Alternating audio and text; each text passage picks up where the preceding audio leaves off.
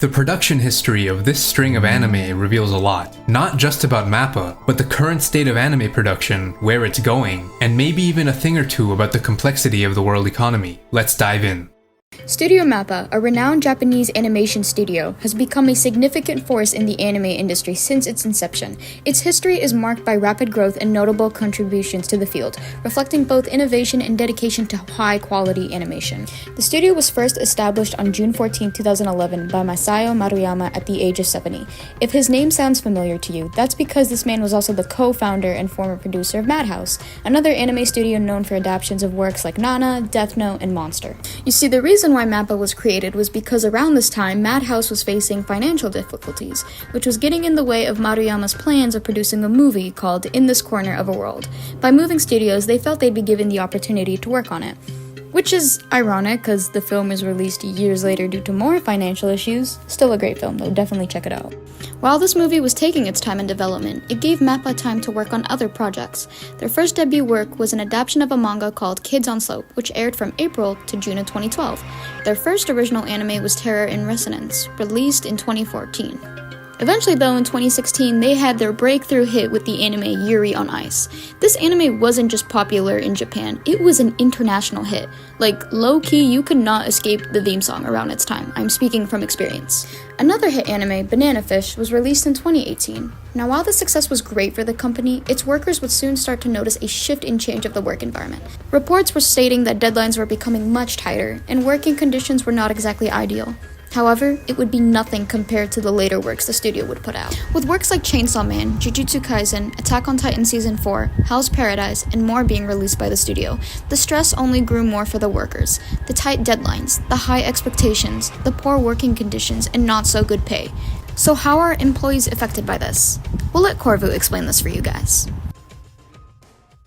Looking at Mappa as if we were an employee is the best way to get an understanding of the workplace culture and identify what their biggest concerns are. Many of the claims I'll mention were made by actual members of the anime industry. Most of them were deleted shortly after, but keep in mind that several animators have periodically made similar claims. The way Mappa operates has been changing over time, but the point where we saw the most dramatic shift starts around early 2017. This loosely coincides with the rapid increase in size and number of ongoing projects. It also follows a change in management, with Maruyama stepping down from being president the year before. They had around 80 full-time employees back then, but just 11 of those were animators and 26 worked on CGI, compositing, and other similar roles. This means the company had to rely on freelance animators and outsourcing. Potentially more convenient for the company in the short run, but it's unsustainable and puts added strain on employees. By 2020, Mappa's staff count was over 200, and it was now one of the largest anime studios. Work output more than doubled at the same time. Despite their size and reputation, Mappa doesn't usually have much control over their own projects. To explain this, I need to introduce the idea of production committees. This is the group of companies that are actually funding an anime project. It isn't uncommon in the industry to see the actual anime studio making the thing hold little to no stake in the committee, which can cause some problems. The ownership of the project isn't equal. The first company listed in the committee has the largest stake. They funded the project the most. In 2017, Mappa was on the committee for one of their anime, one again in 2018, two in 2019, and three in 2020. Note where they rank in these lists as well. This is where the problem comes in. Production committees want to invest as little as possible in order to maximize their profits. They also want their product as soon as possible. At the same time, the studios are accepting the smaller investments so that they actually have a job to do. Therefore, Mappa is usually constrained in terms of their management concerns with their projects. Which brings us to the low pay problem. According to animator Ippei Ichi, a Mappa animator working on a Netflix anime gets around 3,800 to 7,000 yen per cut. They clarify that the problem they have is with Netflix. They don't like that they've started to place orders at such low rates, which is interesting. For the longest time, Netflix was the only producer who didn't budget so low. They're now par for the course, alongside all of the other Japanese investors. This also extends to senior members. Veteran Hisashi Iguchi reportedly made a series of complaints about low wages, and was even paid half of what he was promised for one of his projects. Such a tight budget has major implications for workloads. Add in some strict deadlines and we're looking at an incredibly painful situation. Enter Attack on Titan. These accounts come from freelance animator Mushio, who had to leave AOT's production due to unhealthy work conditions mid-run.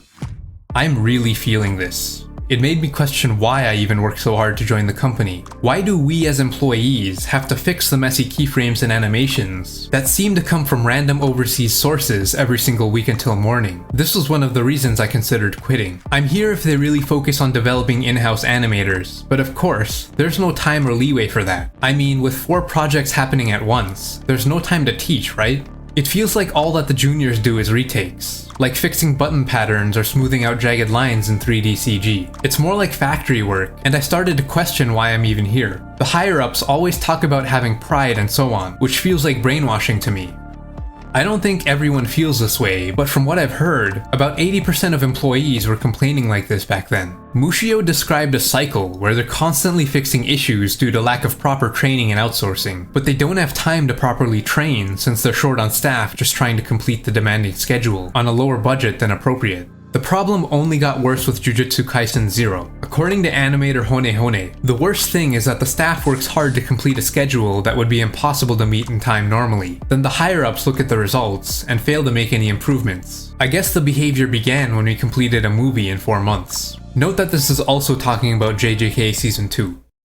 What if we gave Mappa more control? Chainsaw Man is actually a good example of this. This anime had no production committee, which means 100% of the cost was on Mappa. This scenario exposes some other issues. The reasons are kind of vague, but Chainsaw Man's director, Ryu Nakayama, left Mappa to create his own studio. He posted this to Twitter. The mission this year is to build a better working environment, free from power harassment and moral harassment, without unnecessary stress, and with financial and time stability. It's still on a small scale, but we're gradually shaping it. Gives us an idea as to why he left at least. This was actually the second time a director left Mappa to make their own studio. They can't retain employees and freelancers across multiple levels of their company. What makes this worse is that Nakayama was the guy Mappa wanted to help change things for the better. From one of his blog posts, originally, I personally intended to recruit freelance staff, but after discussing it with Mappa, and to create an environment where applicants can relax and dig into their work, we decided to officially recruit employees. What we want to recruit this time is digital animators that want to work on the Nakayama Ryu production line for the long term. Also, this is not for animators that live overseas. Those can work as freelance animators, so please send in your portfolio or reel. If Nakayama eventually said this and ended up leaving, things went really wrong somewhere. Animator Shinsaku Kozuma gives us a little bit more info on Chainsaw Man's production. This version of Chainsaw Man wasn't what we wanted to create. That's the real truth. I'm saying this as the guy who lost his temper and got into an argument during episode 1. We've now seen comments about mistreating employees, impossible deadlines, and bad pay. As Mappa continued to make anime under these conditions, an inevitable Twitter meltdown occurred partway through JJK Season 2's airing. Tons of Mappa animators came out to express their frustration with their circumstances. Bad news has come in and it's made me feel suddenly deflated. The most boring ending I can think of. Ah, the festival's over. Okay, let's disband. The famous "It's Over" tweet. Prominent animator Itsuki Tsuchigami. I didn't think so much about the previous work, but it makes me really uncomfortable to hear people praise the company's name for good things about the current work. Those who should be praised are the director, who moved around to gather outside contractors and people, and each department within the company, including production and filming, who persevered. Episode 13 director and storyboarder Arai Kazuto revealed that the episode staff requested a delay from the production committee, but it was obviously denied. Several episodes were reportedly finished just a few hours before they aired on TV. This is just progressively getting worse. One of these future productions could end up being an even bigger animation disaster. I feel like we have normalized talking down on other people's works so much on social media that criticism and straight up harassment are no longer separate things.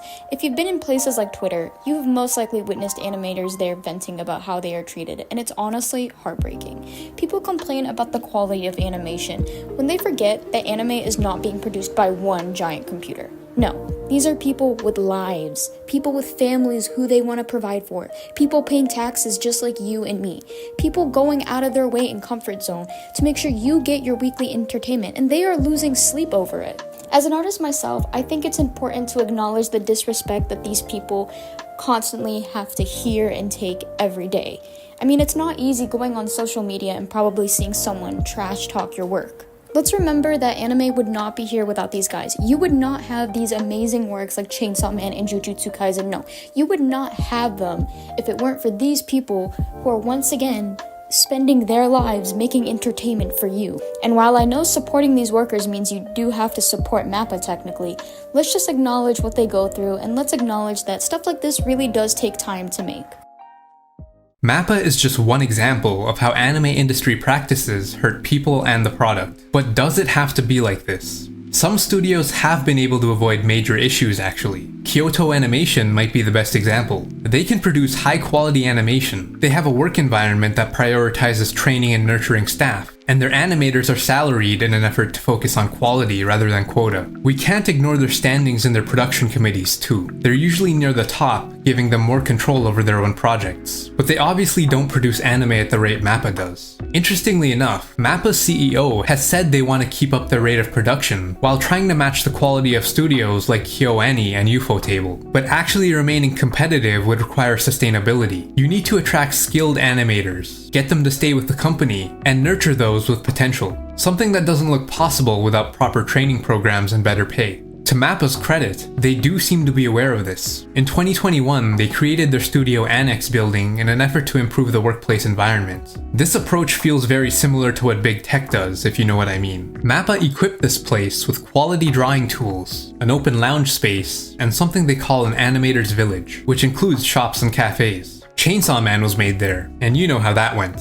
But they're not giving up. Modern day Mappa actually pays their full-time animators more. New listings from late 2023 revealed that entry-level animators are offered a monthly wage of about 240k yen. This is on the higher end of what the industry pays. While the whole JJK Season 2 thing was not reassuring at all, there was an attempt to train employees for long-term retention with Chainsaw Man. They could and should try again. Mappa could go either way when it comes to improving management and work conditions, but it's a complicated problem with many external factors acting on the system. Anime is making money, and this boom is attracting more investors. Mappa founder Maruyama thinks China could overtake Japan in this business. In the end, improvement is sort of capped by the state of the industry as a whole, and the industry is poor. Problems at Mappa aren't exclusive to Mappa. There's a video by the Animator Dormitory channel I highly recommend checking out. It's a translation of a statement made by Toshio Okada, the co-founder of Gainax. He talks about the issues with production committees that I've discussed here in more depth.